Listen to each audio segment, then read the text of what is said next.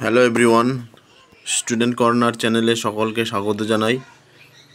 তোমরা যারা অষ্টম শ্রেণীর তৃতীয় পর্যায়ক্রমিক মূল্যায়ন ভূগোল পরীক্ষা দেবে, তোমাদের জন্য আজকে একটি ফাইনাল সাজেশন সেট নিয়ে উপস্থিত হয়েছি। প্রথম থেকে শেষ অবধি দেখতে থাকো, আশা করি ভালো লাগবে। তোমাদের পরীক্ষা হবে এবার 70 নম্বর, সময় থাকবে 2 ঘন্টা 30 মিনিট। প্রথম থেকে শেষ অবধি দেখতে থাকো। শুরু করা যাক। দেখো, 1 নম্বর দাগে আছে নিচের প্রশ্নগুলি সঠিক উত্তরটি বেছে নিয়ে লেখো, যে কোনো 10টি। আমি শুধু উত্তরটা বলে যাচ্ছি, দেখে নিও ভালো করে। প্রথম প্রশ্ন দেখো, মহাদেশীয় ভূত্বক গ্রানাইট দ্বারা গঠিত। 2 নম্বর প্রশ্ন, ভূত্বক ও গুরুমণ্ডলের মাঝে রয়েছে, কী হবে এটা, মোহ বিযুক্তি রেখা। পরের প্রশ্ন, পৃথিবীর অধিকাংশ আগ্নেয়গিরি হচ্ছে প্রশান্ত মহাসাগর।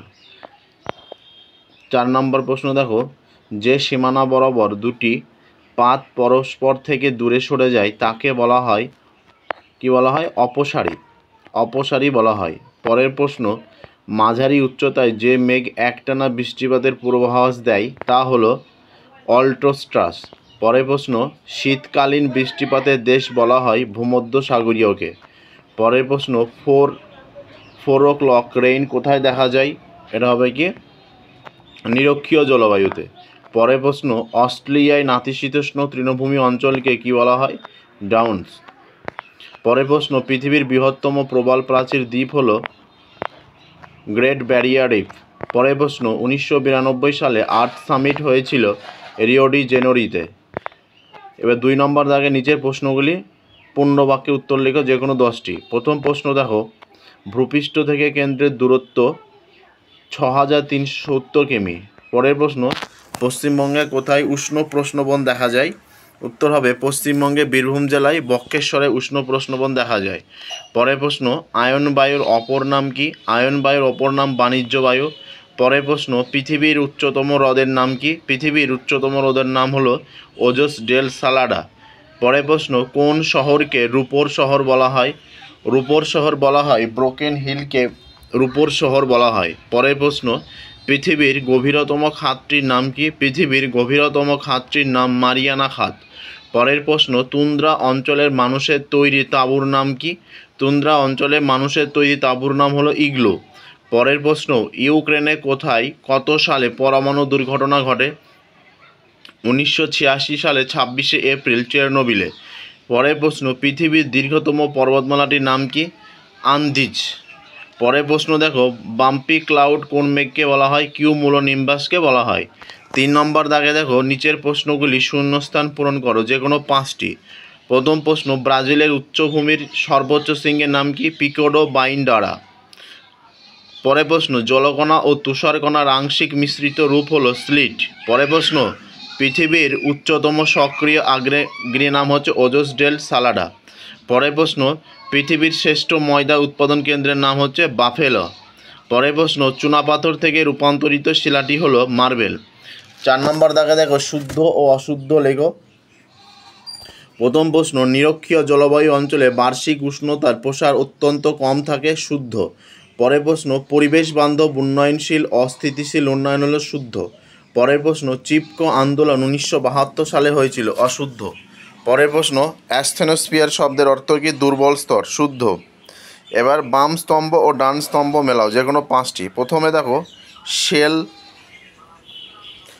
এর হবে ফিলাইট, শেল হবে ফিলাইট, রূপোর শহর হবে ব্রোকেন হিল, আর্থ সামিট হবে ব্রাজিল, ভূমধ্যসাগরীয় জলবায়ু হবে জলপাই, আর বজ্রমেঘ হবে কিউমুলোনিম্বাস।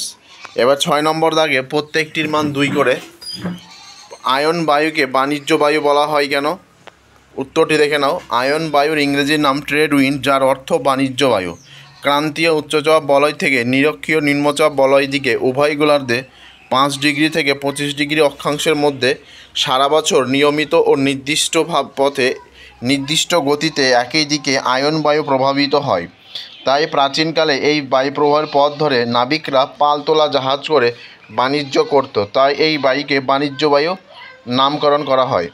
পরের প্রশ্ন, আইটিসিজেড।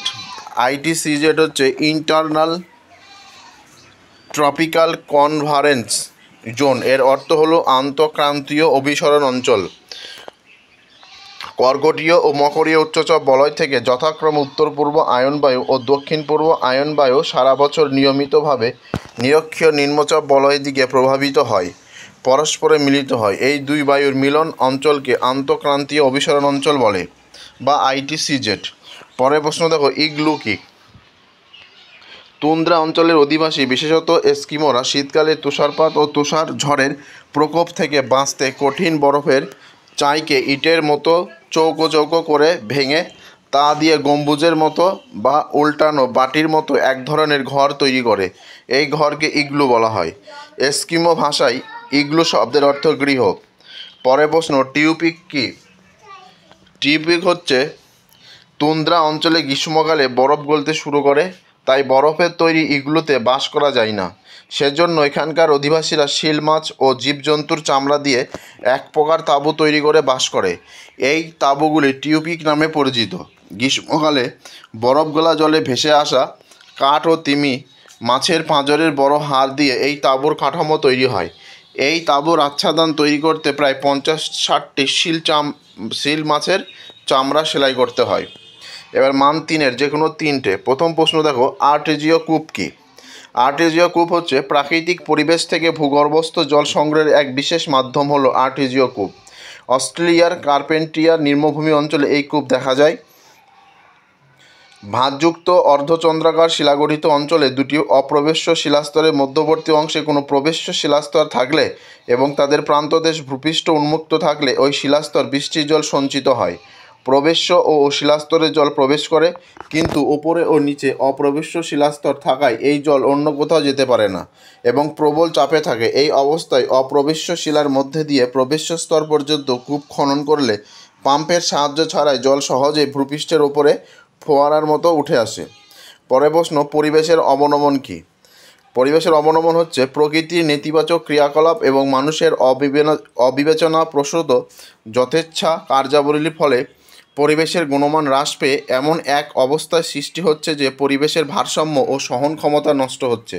একে পরিবেশের অবনমন বলে। যেমন অতিরিক্ত পরিমাণে বৃক্ষছেদনের কারণে ভূমিক্ষয়, বন্যা, বায়ু দূষণ, মরুভূমির প্রসার প্রভৃতি ঘটে। পরের প্রশ্ন হচ্ছে, চিপকো আন্দোলন কি? চিপকো শব্দের অর্থ চেপে ধরা বা জড়িয়ে ধরা। এই আন্দোলনটি ছিল গাছ কাটার বিরুদ্ধে একটি স্বতঃস্ফূর্ত আন্দোলন। ঠিকাদাররা গাছ কাটতে এলে গ্রামবাসী মহিলারা গাছকে জড়িয়ে ধরত, তাই এই আন্দোলনকে চিপকো আন্দোলন বলা হয়। হিমালয়ে পাহাড়ি অঞ্চলে গাছ কেটে নেওয়ার ঘটনা দীর্ঘদিন ধরে চলে আসছিল। এর ফলে পাহাড়ি অঞ্চলে নানা সমস্যা তৈরি হয়। তারা প্রয়োজনীয় জ্বালানি পাচ্ছিল না। এছাড়া গাছ কেটে নেওয়ার ফলে ভূমিক্ষয় বেড়ে যায় এবং তাদের চাষের জমির ব্যাপক ক্ষতি হয়। তাই এই অঞ্চলের মানুষের ঠিকাদারদের গাছ কাটার বিরুদ্ধে আন্দোলনে নামে এবং ঠিকাদাররা গাছগুলি কাটতে এলে তারা গাছ জড়িয়ে ধরে। একে চিপকো আন্দোলন বলা হয়। এবার নিচের প্রশ্নগুলি উত্তর দাও। 3টে প্রশ্ন, প্রত্যেকটির মান 5 করে। প্রথম প্রশ্ন দেখো, আমাদের দৈনন্দিন ব্যবহার্য কোন জিনিস পরিবেশের অবনমনে সহায়তা করে, অথবা পরিবেশের অবনমন নিয়ন্ত্রণের উপায়গুলি লেখো। 2 নম্বর, মারেলান্ডিং নদী অববাহিকায় কৃষিকাজ ও পশুপালনের বিবরণ দাও, অথবা ওশেনিয়ার স্বাভাবিক উদ্ভিদ অঞ্চলকে কটি ভাগে ভাগ করা যায় ও কী কী, যে কোনো 2টি অঞ্চলের বৈশিষ্ট্য উল্লেখ করো। 3 নম্বর, মৌসুমী জলবায়ু অঞ্চলে জীব বৈচিত্র্যের বিবরণ দাও, অথবা বিভিন্ন উচ্চতায় মেঘদের শ্রেণীবিভাগ করে সংক্ষেপে বিবরণ দাও।